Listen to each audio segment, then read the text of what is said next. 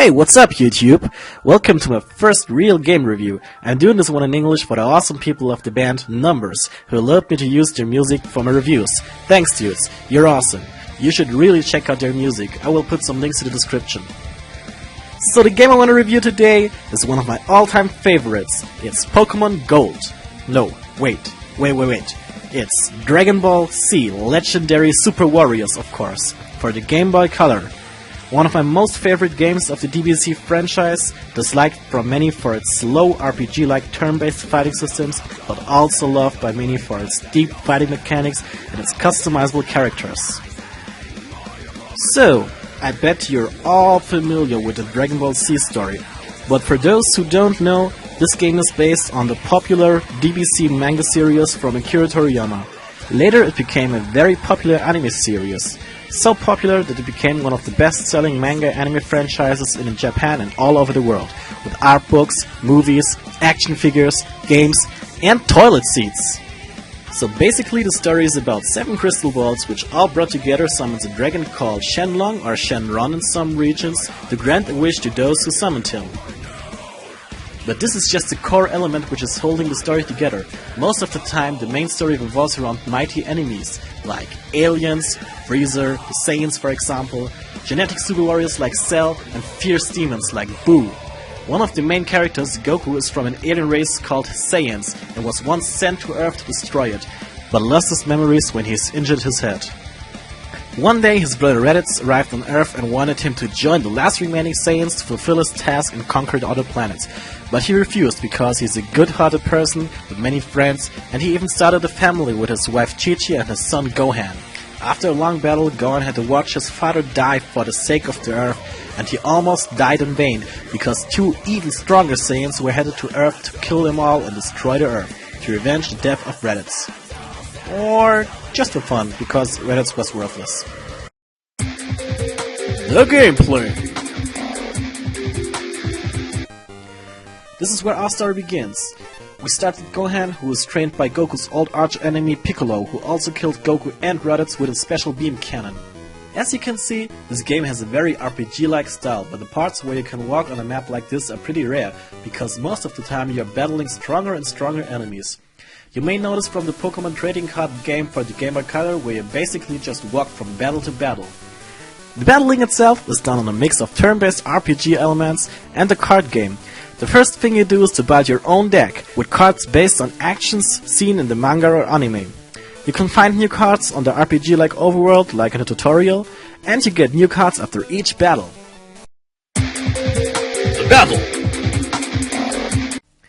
Enough the explanation, let's have a battle. As you can see, both characters have a life bar. You have the simple mission to get your opponent's life points to 0 before he does. To do this, you have to use all kind of different cards. There are 2 main battle phases. In the attack phase you can use damage dealing cards like your basic attack to command cards. By using these you have to type in a command before the time runs out. But the damage dealt by these cards is pretty low. To defeat your opponent you have to use stronger key-based attacks. To use these you have to gather ki by using basic attacks or by receiving damage. These attacks can be strong combos or destructive beam attacks like the Kamehameha. You also need ki for support cards, also based on actions or events from the series. Some of them are even based on characters from the show, like Bulma, who can lower an enemy's attack by staring him down with her sexy look. Even Vegeta. But be sparing with your cards, because you can use each one just one time each match. Except for your special commands, called limited cards. You can access by using the command Gather Power. Your character will flash for a short period of time, and you will be able to use strong cards you can set up your own while you build your own deck. For example, Goku is the only one who can use the Kaioken and the Super Kamehameha. Both are very rare cards, so I recommend to make them limited cards to use them multiple times in battle. The second phase is the defense phase. Your basic commands for defending yourself are Guard, which raises your defense a bit, and Change Position. Your position is an important aspect in battle. The closer you are to your enemy, the more time you have to type in the commands of your basic attack, for example, but more important, if you're flying, beam attacks hit you much harder, and physical attacks are stronger on the ground. You also have key-based defense cards like the support cards from the attack phase. You can use them to nullify the damage by completely avoiding the attack, or by interrupting his commands with foresight. The enemies can be real challenging sometimes, but with the right strategy, everybody is beatable. After winning the battle, your character will eventually grow a level which allows you to boost one stat. My tip: use your first level up to boost your speed. Enemies will outspeed you real quick while the game progresses, and it's always good to have the first turn. Enough now with the battling. Here are some facts. First of some... Flaws. I know, this game is not perfect. First off, the ugly graphics. I know, it's the only game I color, but games like Pokemon looked so much better. And the music was better too. There are some good tunes here and there, but the music gets really repetitive over time. One minor flaw is the bad localization. I think it's not the fault of the game designers, because there are like a bazillion localizations of this game, and it seems like a mixture of all of them. Like Shenron is called Shenlong, even it's the American version where Shenlong is called Shenron, but this is a minor flaw. My biggest flaw with this game is that you have to rebuild almost the whole deck each time you get a new player.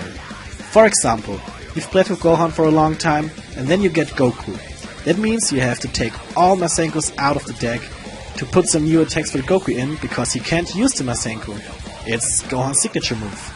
So that means each time you get a new player, you have to sort out cards, put in new cards, and over time you think, nah, I don't do it anymore.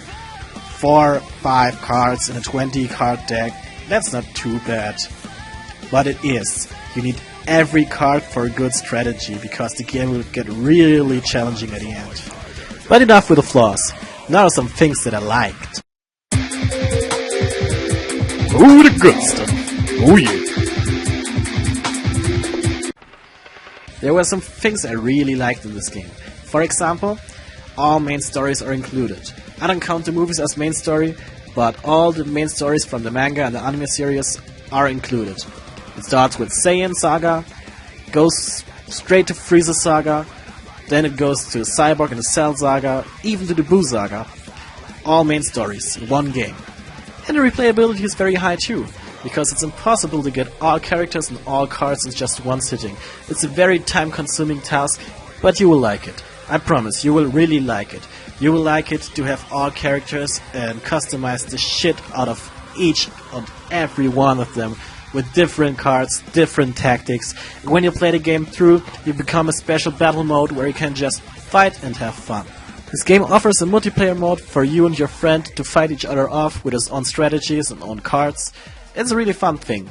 Even you will maybe never meet someone who actually has the game and the Game Boy Color and the link cable.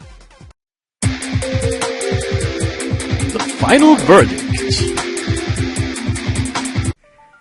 If you're a fan of the DBZ franchise and a fan of turn-based RPGs and or trading card games like Yu-Gi-Oh! Or Pokemon, you should check this one out. You'll get it for around $5 on eBay.